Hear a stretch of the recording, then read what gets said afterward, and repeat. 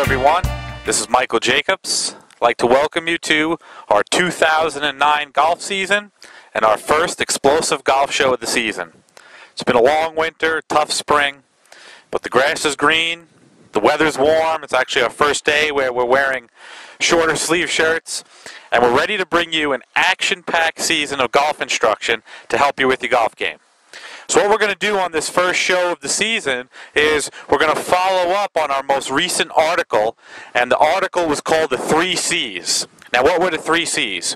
What we were talking about is we were talking about contact, after contact, what happens, and what happens into the finish. A lot of golf instruction out there does not include any one of these parts. And if there was one thing out there that would really help golfers, it would be to understand that after contact with the ball, we do not drive that club face straight up when we're trying to hit a maximum shot. After contact with the ball, there needs to be some type of rotation of that club face during the follow-through. Otherwise, you are just not going to be the golfer that you want to be. And if this was included with your golf clubs when you bought it, if you got a little owner's manual to your golf club and that was included, you would see a lot better golfers out there and a lot less slicers. So let's get into it and help you with this portion of your game.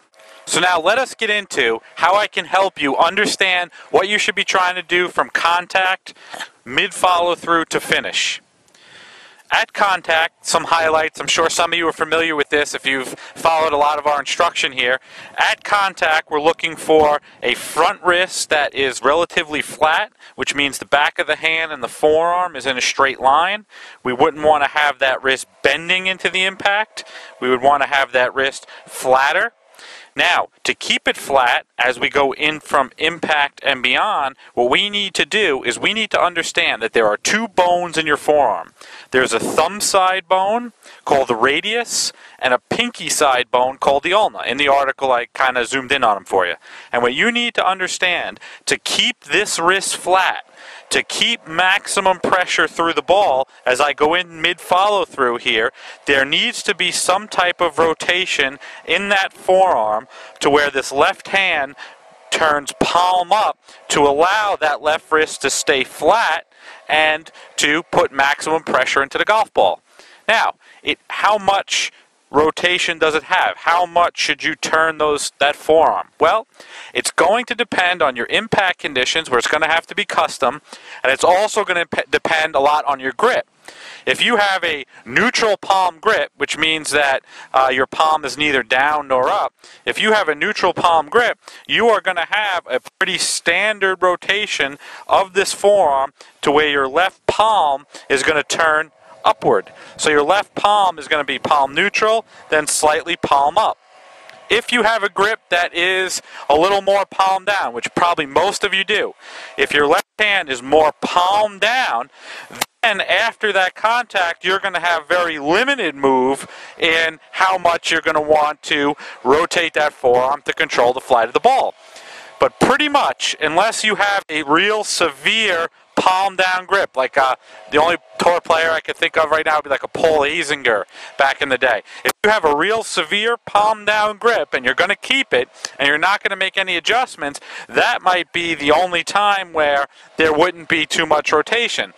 But that's a very small margin out there doing that. So understand that after contact with the ball, you do need to impart some type of rotation in your forearm where your thumb bone, the bone attached to your thumb in your forearm, the radius, turns over the ulna, and that left hand goes some degree of palm up.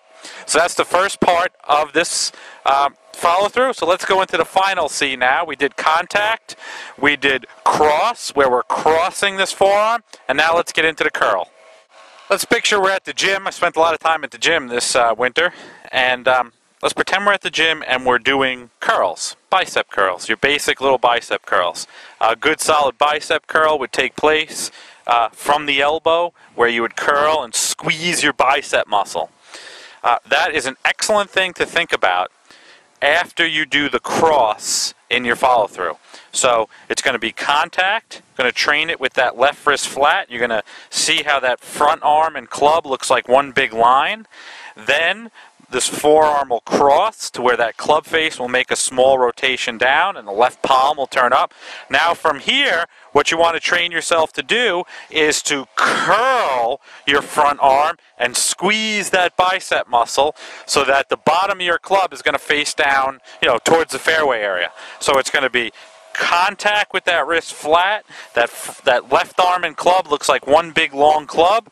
Then there's going to be a cross of that forearm and then a curl of that left arm, a real bicep squeeze of that left arm.